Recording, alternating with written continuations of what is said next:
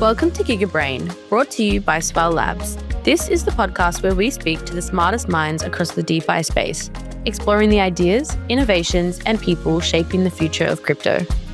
And we are live. Hello once again, and welcome guys to another episode of GigaBrain podcast. We are here today with Pacifica, with Constance and Jose. And Pacifica is a decentralized perpetual futures exchange focused on advanced order types, API-driven trading, and a seamless user experience. And so to kickstart things, I want to know a little bit more about yourselves, guys. So Constance, Jose, please introduce yourself. Why are you in crypto? What is your background, if you want to share? And why Pacifica? Why perps at this moment, and why this is important for you guys? Constance, Jose, you want to kickstart? Cool. Hi, guys. Constance here. I'm the co-founder of Pacifica. Previously, I was the ex-COO of FTX. And since I joined crypto since 2018, I left investment banking for crypto because I think crypto is the future. So far, it's been 7-8 years, and I absolutely think that I made the right decision. So I work majorly on non-technical stuff. I'm trying to be as more technical as possible, but my primary responsibility is on non-technical stuff, which includes making sure our company is growing, the operational is operating across different markets smoothly, and also making sure that users are having a smooth user experiences on Pacifica. Perfect. Jose? Yeah. So I got into crypto around late 2016, early 2017. A really good friend of mine, Ben Lakoff, he's now a GP at Bankless Ventures. He's like, yo, Joe, check this out. And it sent me a Bitcoin white paper. I read it. It took me like maybe overnight to digest it through, because it's something that I'd never seen before. And prior to this, I was in private equity. And I thought it was really interesting, like the idea of decentralization, and there's no centralized entity controlling the supply of a monetary system, was really compelling. And I think the next 2 days, I like wired money into a centralized exchange and like put like most of my savings into Bitcoin. 2 weeks later, Ben sent me the white paper of Ethereum, and I changed my mind. I put all my money in Ethereum instead. At the time, like Bitcoin was trading like around, I guess, like 3K or something, and Ethereum was like sub 1K. Was an incredible, that initial pull into the crypto ecosystem. There's so much happening at the time. And unfortunately, it was all very theoretical. Like there was no decentralized applications, smart contracts weren't really that powerful at the time. And my previous employer at a private equity firm brought me over to a new boutique shop in venture capital, investing specifically in ICOs, early stage in blockchains. So that got my sort of first entrance into the space, and that sort of evolved over time. I was there for almost 2 years. Helped a lot of early stage companies, raise funds and see product market fit, build distribution. Around 2020, DeFi summer came around, and I jumped pretty straight deep into Uniswap, Compound, all the yield farming stuff. For a short period of time, I was like farming pretty heavily on algorithmic stablecoins at the time. So had very strong interest in DeFi overall. I thought that was like a really compelling narrative, and seeing these decentralized applications, come to fruition from the theoretical stage of crypto a few years past. And then in 2022, I founded a project called NFTPerp, which was a perp exchange for NFTs. And we had a decent little run up, eventually died down because the NFT market went away. And that's when during that time was when I met our CTO, Tony, and I was a investor in his previous startup at the time, and have built pretty good relationship with him. So as I was winding down NFTPerp, and he reached out to me and asked me if I want to join Pacifica, and I felt like I have this really strong belief in decentralized derivatives and exchanges, and I feel like I have this unfinished business in that sector. So it was a no-brainer joining Tony and hearing that Constance is also joining the team from her experience in FTX. We felt like we have a really strong foundation, and that gives us a really strong odds of success. So that's what we built Pacifica. I love that. And it's interesting about your past BTC, because now, especially that I know that you are in Lisbon. So I was actually the first person to open a Bitcoin mining company in Portugal in 2013. And so I've been on national television multiple times talking about it. I will send you a couple videos. Since you are in Lisbon, you need to know the ecosystem here. But that's super cool. And when Ethereum came around, I was still doing mining here. I had the 3 data centers running, and I had an advisor that came to me and said like, "Oh, there is a new coin called Ethereum. We should mine it." And I said like, "Fuck you, dude. Like, I only do BTC. I don't care about any other currency." And a couple of years after we met, and I was like, "Dude, we made the worst mistake." I didn't know that Ethereum was going to be so big, and we got Ethereum when it was still 50 cents. And I said, no, I don't want it, because I only believed in BTC. So it's crazy how crypto has all these insane stories, but that's what builds the ecosystem, and that's what makes this is so big and so huge and so fun at the same time. Thank you guys for your intros. One small questions for Constance. So what lessons did you take from your time at FTX, and how that shaped your vision into crypto in general? That's a really good question. So I think let me break this down into 2 parts. FTX as a product has hands down one of the best products that has the best user experience at the time. Even though it failed miserably by some human error, the product itself and the business model itself was running. I think was winning the acknowledgement or the love of the users. So I think that actually taught me a lot about how I should be building a product. You should always prioritize what people are actually wanting to use, or what people are actually asking for, instead of building in your head and thinking that, oh, I have this great technology, I have this great idea, let me build it, people are going to love it. That's not always true. It's only that you build something that actually meets users' needs. It could be an already known demand, or it could be something that user themselves are not even aware of. It's only you build product like that, people will be willing to use it. And that's a lot that I learned through the process of building FTX. And that's something also we, practice pretty actively at Pacifica. So I actually wrote like a yearly summary last week about our journey in 2025. So a lot of our product iterations and product ideas comes from users. It's to the extent that someone proposed it, we implement it within 24 hours, and people love it. And it also gives them a sense of togetherness, that they feel that they are on the journey with us together. And so this is the first part. And the second part is really, the part that everyone always talk about is how FTX failed. I think ultimately it failed by the error that was not being as honest, as transparent with your stakeholders, with your users. So that's why this time when I'm building another exchange, I want to build it in a decentralized way. And we want to publish all our records. We want to publish, put our reserves and settlements on chain, so everyone is visible and verifiable. So you don't really have to answer the question that where is the money? Are you touching the money? Because you can just always verify them on chain. So those are the 2 biggest lessons I take away from FTX to Pacifica.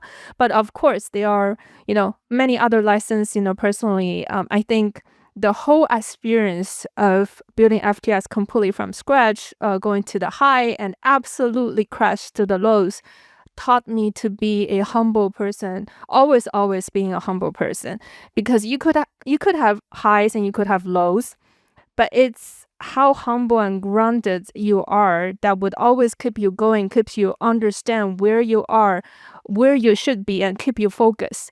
Because during the good times, it's possible that we lost ourselves, and during the bad times, it's very possible we start doubting ourselves and start going to this vicious cycle. But you gotta know who you are, and always be humble regardless of up and downs, so that you are grounded and focused. So I think that these are, if I have to summarize, what's my biggest lessons. This was a spiritual answer almost, like this is almost a philosophical spiritual answer. I love it. No, that's amazing. And thank you for sharing this so deep answer for this topic. I think, like, I know a couple people also from FTX, and I think your answer was like the most, I'll say, most philosophical and more almost spiritual answer about all this path. And I love that. I think that our listeners also will love to hear this take. And going into Thank you. Pacifica, absolutely. Going to Pacifica right now. So first, where did the name come from? Because Pacifica, it for example, in Portuguese, it means calm. Pacific, it's when it's calm, but at the same time can be the ocean, Pacific Ocean, something like this. So maybe between. And apart from the name and the brand, why launch a new perp DEX right now in such a competitive space? So what is the thoughts behind of launching Pacifica as of today? Cool. I can take this. So, Pacifica's names. So when we were thinking about how to name our new business, there were a few overarching concepts we want to convey through the branding. So the first is we want to have lots of the liquidity, and we want to have the best possible liquidity ever. And naturally, when you think about liquidity, you think about water. And where is the biggest place you have the most liquidity? Is the ocean, right? So that's part of the branding. So if you look at all our designs on Twitter, on our landing page, it's basically all ocean themed, and we have seahorses, dolphin, all from the ocean. So that's part of our branding. And there's also like a funny story when we were trying to decide from multiple names. Our co-founder and CTO Tony was driving on the highway, and he's based in the Bay Area, and he drive past by Pacifica, and he's like, "Oh, this is a pretty cool name," and he sort of like vibe with us in terms of what we want. So I actually traveled down to San Francisco, and we went to Pacifica, and it was like a small town, southwest to the central San Francisco. It was really cool. You basically have cliffs, you have the ocean waving, and that's that's how we want this exchange to be. You want this exchange to have a lot of liquidities, but also you want to have a really, really stable and robust system, which I understand that Pacifica in Spanish and Portuguese might mean calm, which it's the part of the stable system we wanna show to our users. And in terms of why we want to build a perp DEX, so when we actually started building the perp DEX, which is last Christmas or early January 2025, I had a lot of friends that was telling me that, oh, it is too late. The window's closed. The bear market's going to come in. I don't think perp DEX is going to have a future. So that's what I heard. So even though, after all this narratives getting hot, you feel like, oh, you must have foreseen this. No, we didn't. We actually didn't foresee that perp DEX is being so hot in late 2025. So because to begin with, perp DEX is not a new narrative. DYDX, GMX, they've been on the market for quite a long time. Even when we started FTX in 2019, people were asking, how are you different from DYDX? So firstly, it's not a new narrative. Secondly, it hasn't really been meaningfully picking up traction. So if you really think about Hyperliquid before their TGE, not many people actually know about Hyperliquid compared to today. So it wasn't an as hot narrative or like category as compared to today. But why do we build it? I just think it's the future because so on one hand, it is a lot of infrastructures, perp DEXs infrastructures and architectures are offering a comparable performance and user experience compared to centralized exchanges. On the other hand, they are also offering transparency with all the trades being published, all the intent or order flows being published on chain, which I think eventually it rhymes with how people are evolving in terms of understanding the space and understanding the world, because you always need more information. You want this information asymmetry to be as little as possible. So this actually I think this fits the trend of how the world is and how human evolution is processing the information. And eventually, people might not be able to be happy with centralized exchanges being a black box, like you liquidate like $100 billion of market cap, and we do not know what happened, right? So I think that might be the case today, but might not be the case in a few years. So perp DEXs, and a lot of perp DEXs are building towards a full-fledged financial system, so that's Pacifica. So we're not only building perp DEXs, we are going to have as much as borrow lending, spot markets, and much more derivative product on chain. So these are where all these perp DEXs are moving, and eventually I think the industry will wake up to see like, oh, that might be a better option. So I think how the narrative in this category is getting very hot in late 2025 actually shows that users are actually being educated to a certain extent that to start really understanding the advantage of such product. Yeah, no, I completely understand and agree. And one thing that you said is about transparency, right? And you also touched a little bit before about building your own chain for transparency. Can you explain how that is really shifting your product and making it like better than everyone else, for example, and where the idea come from? What is the timelines? What's the purpose? Can you dig deep a bit on the chain? Yeah, happy to take this one. So, the way that we view a high-performing exchange like Pacifica, we really want to focus on number one, transparency for users. Number two, we don't sacrifice user experience. And by sacrificing, I don't mean a average perp DEX performance from a latency perspective. I'm speaking about when a user comes to Pacifica, our intention is to be able to offer the experience that they're accustomed to at a centralized exchange, like a Binance or Bybit. So every action you take on the exchange, API calls, you're adding through the front end, every trade you make, order you submit, every interactions need to be from end-to-end super low latency, and we don't want to sacrifice that just because we're building a decentralized exchange. And number three that I would speak on is the security. So, with these three things in mind, for us, we believe a hybrid setup is the most optimal solution right now, which means the matching algorithm and orders, they will go through an off-chain matching order engine, and then once they are matched, which means when when traders are posting orders on the exchange, those are merely intent, right? But when you're actually matching an order with a counterparty, that's an actual trade, and that's when we actually post that record directly on our chain and go through our consensus, and that becomes a hard finality.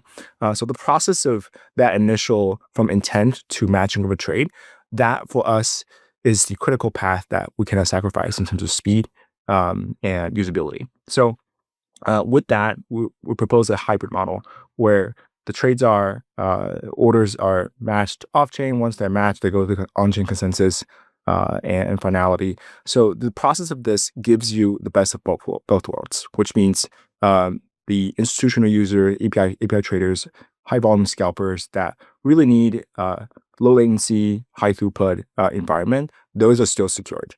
And then at the meantime, every trade is done. They're matched and they're posted on chain for transparency and security purposes. So we believe this approach gives the network a lot more headroom for scalability down the line. And it also allows the exchange to have a high performant environment, and it can scale at any given time. We can scale up to 10 to 100x in terms of traffic and load. Oh, amazing! And who do you think that are the main competitors right now, regards to Pacifica, to what you're building? Because at least from what I'm seeing, I don't know if there is many competitors out there that are doing exactly what you are doing, right? There aren't many. I would say what comes to mind is Hyperliquid. Obviously, they had the traction and ecosystem built out already, but obviously have a lot of time before we started, so they have a lot of time to sort of set the foundation and sort of set the the product that they want to build out on long term. What I would say is we've only really been live as an exchange for less than 7 months. Like, we launched on mainnet in June of last year, and the pace that we're able to produce and ship, we're going to be on track to finish a lot of our major pillars of the product by June this year.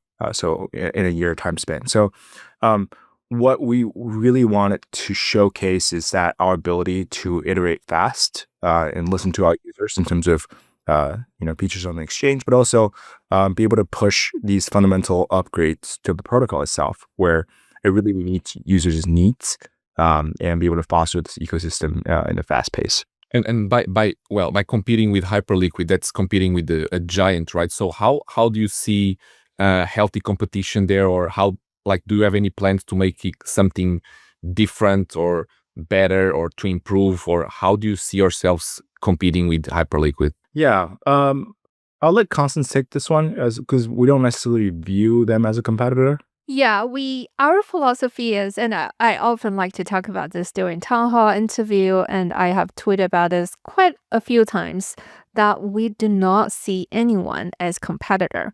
Because when you think about other people as competitor, you are essentially thinking of snatching users from them. So essentially, that conveys a zero-sum game philosophy, right? But if you really look at perp dexes, where even you look at crypto, it's a huge place. Crypto entirely have a huge room to grow.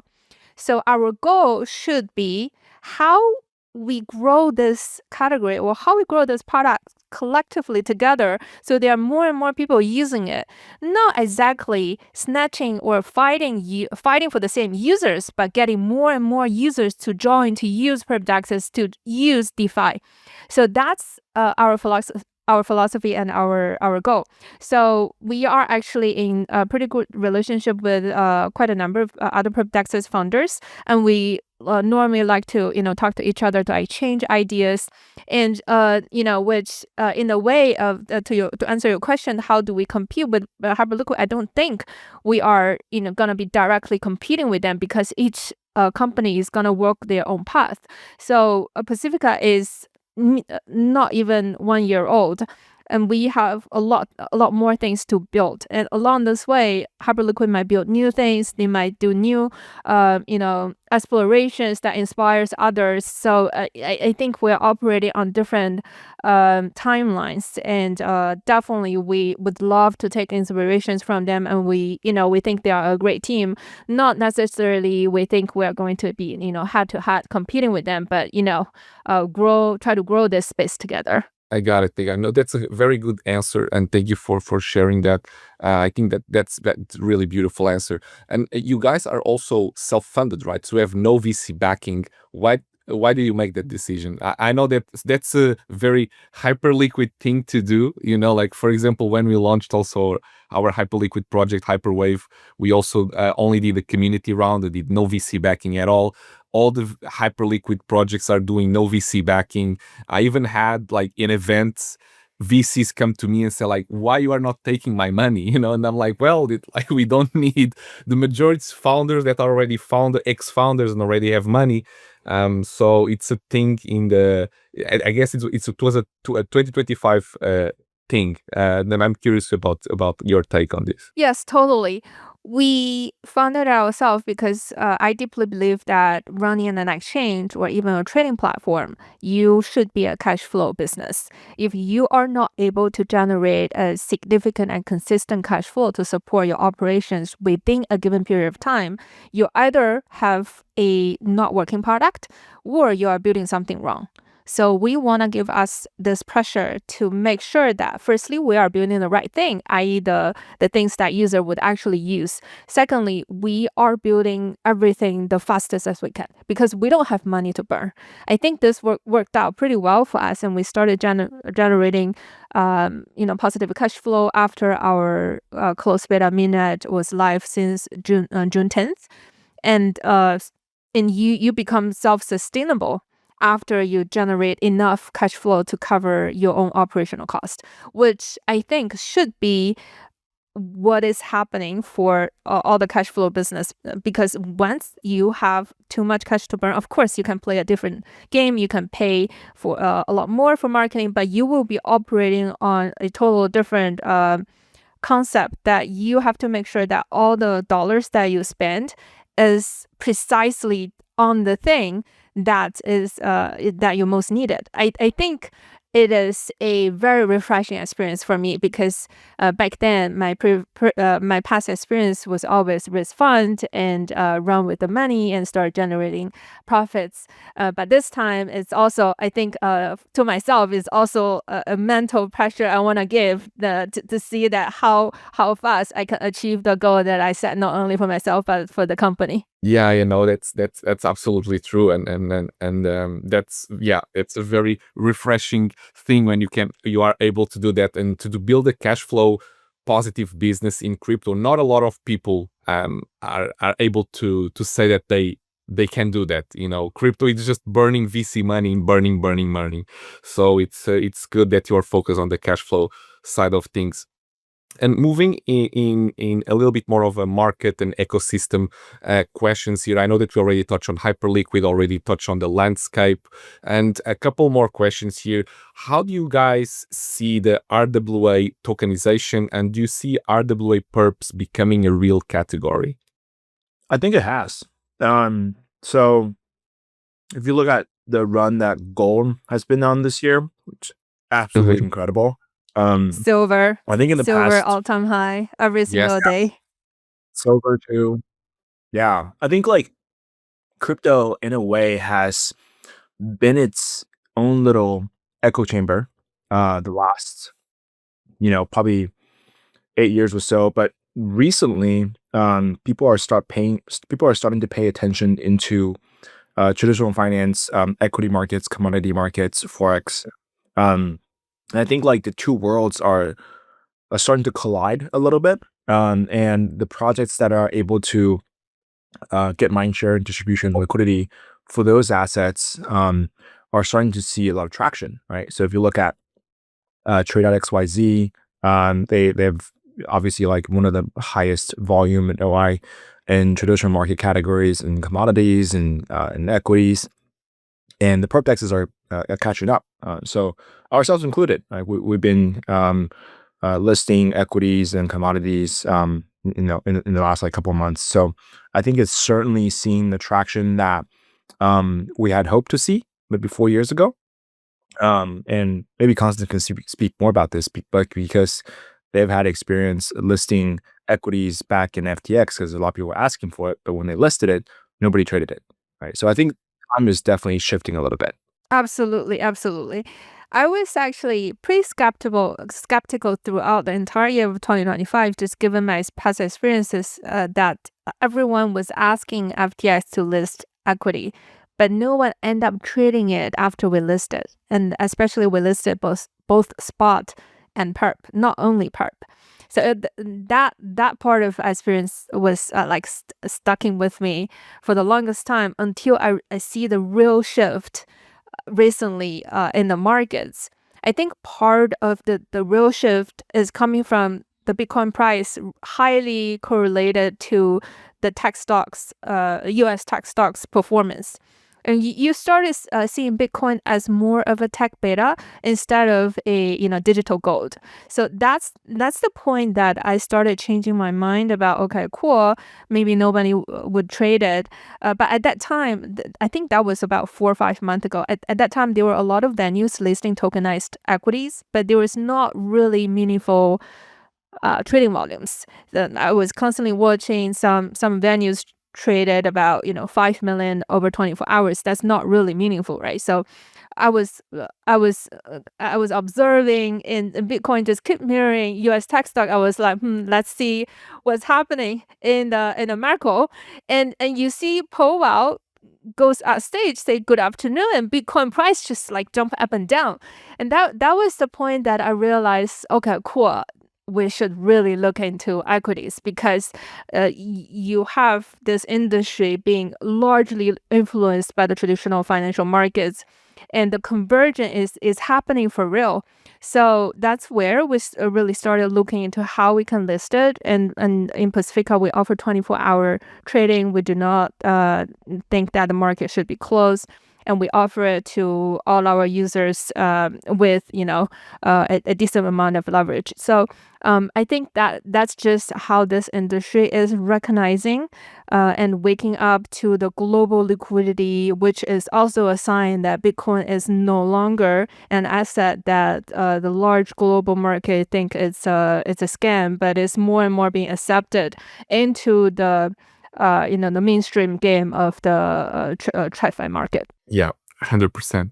100%. No, thank you for a very insightful answer. So we are reaching the end of the episode. And before we go into the future outlook part of questions, I always ask this to all our guests, which is, do you believe that we are in a bull or bear market, and why?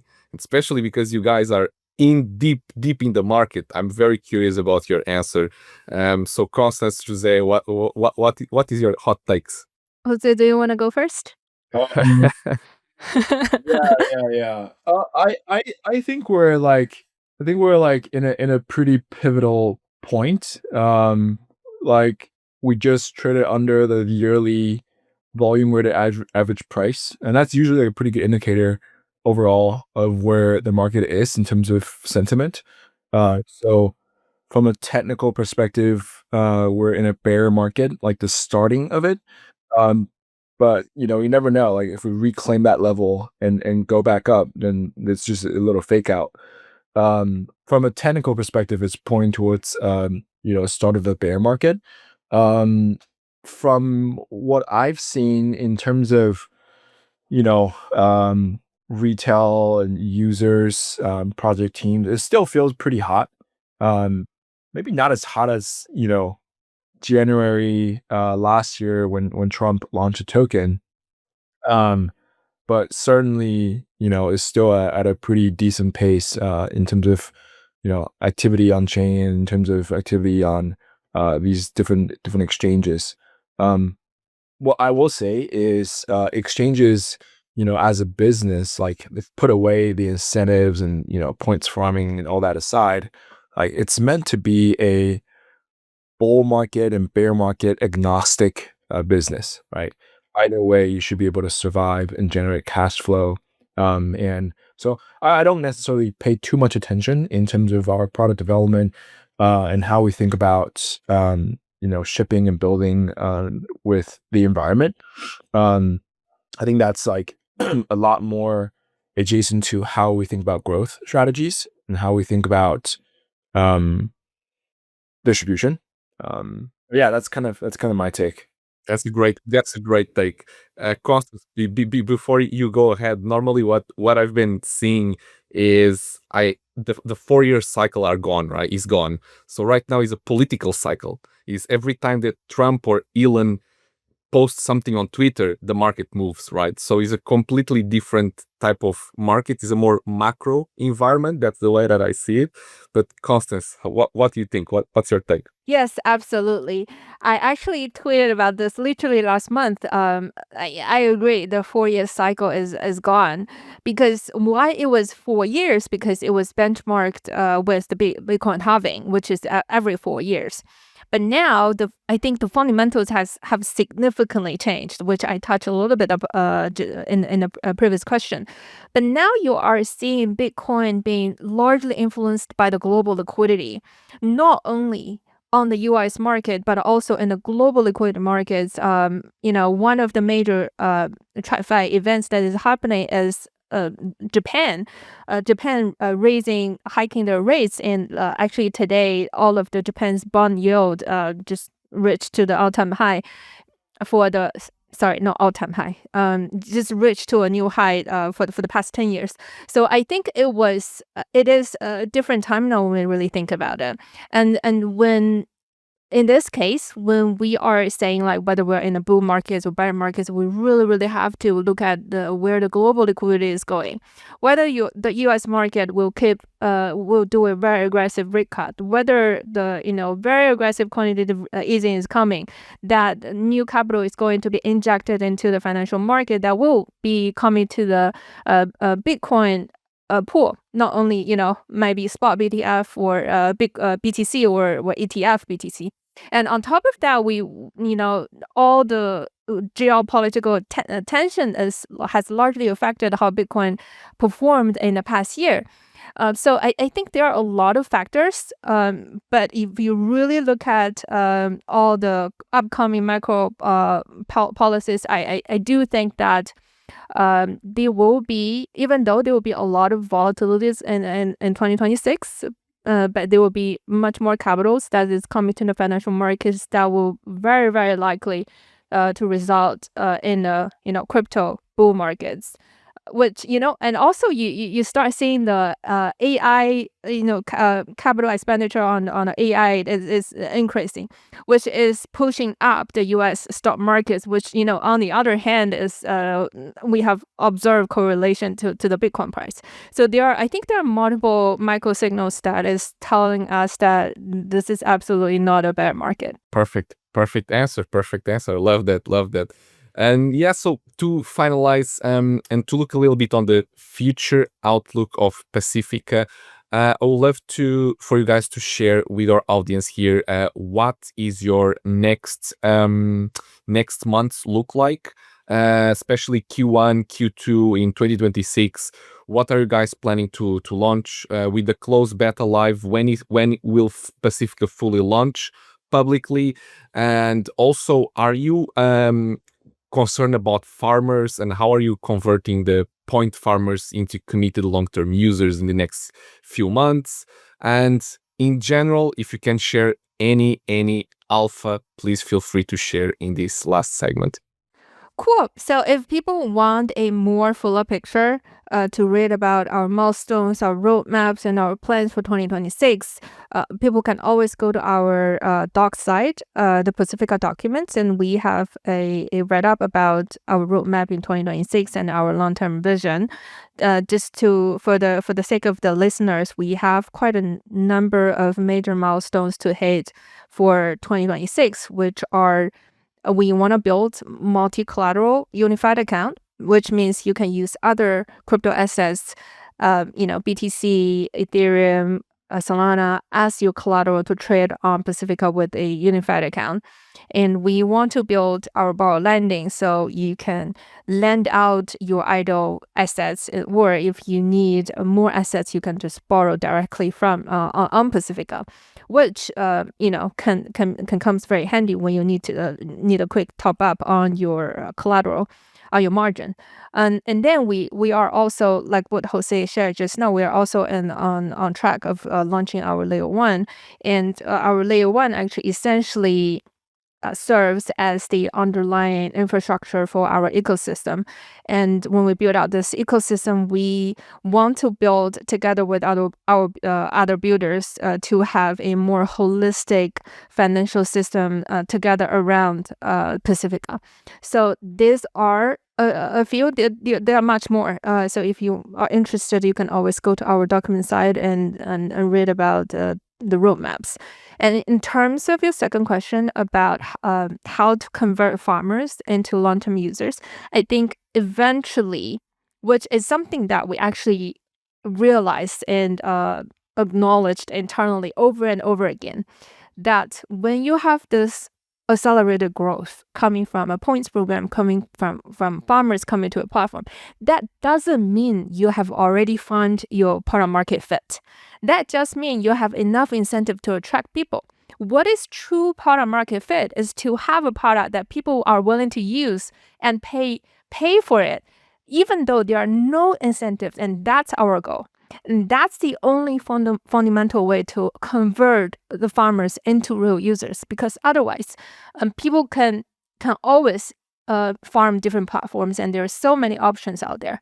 So that's the fundamental goal that we have. But of course, along the way, we wanna, we want to be building one step at a time, and we want to run interesting campaigns, marketing experiences, and also we want to make trading on Pacifica more fun, so that people are not really associated Pacifica with like a perp dex, but a place that it is fun to trade, it is smooth and good to trade, but also it is a place that they not only make money from earning the points, but also make money from using our trading tools and participating in our trading competitions and things like that. Beautiful. Jose, you have anything to add? Yeah, I think Constance, is spot on with her answer. We think the way we view this is, incentives is a way for us to attract that initial user base. So what we do really want is people to come for the points and actually stay for the product. So this incentive phase is a really crucial period for us, because it gives us a really strong instant feedback for our product, right? People come here, they use the exchange. Instantly, we can collect the feedback from users on what they like, what they don't like, what they wish that we have, what do other have that we don't, or what the other exchanges they're using aren't willing to build for them, that we can use as a leverage to build on our exchange. So we've been iterating since testnet and sort of exploded after June. We're taking this time very, very seriously in terms of recognizing this as a really good window to rapidly iterate our product and rapidly build the foundation of, when the incentives are stripped away, people are going to still stay here and enjoy using Pacifica because of X, Y, and Z. That's like the most important feedback loops we need to be continuing and capturing and amplifying. Perfect. Guys, thank you so much for your takes here. I think this was really, really insightful. I think this is a beautiful, beautiful episode. Thank you for your very philosophical answers, more spiritual answers, Constance, in the beginning, and also the deep explanation about the product. I'm also very, very excited about seeing more about Pacifica. Got really good insights from you guys. And yeah, so for the users out there, for the listeners, please check out Pacifica. These guys have a great team. Constance with a great background. Jose also apparently is my neighbor. I didn't even know, in Lisbon, which is amazing also to know. And guys, join us in the next episodes for more hot takes in DeFi, in the ecosystem, in crypto. And I will see you in the next episode. Constance, Jose, thank you very much once again, and I'll see you in the next one. Thank you. Thank you. Gigabrain is brought to you by Swell Labs. To find out more about Swell, go to swellnetwork.io and make sure to search for Gigabrain in Apple Podcasts, Spotify, or wherever you listen to podcasts. Hit the follow button so you don't miss any future episodes. Thanks for listening.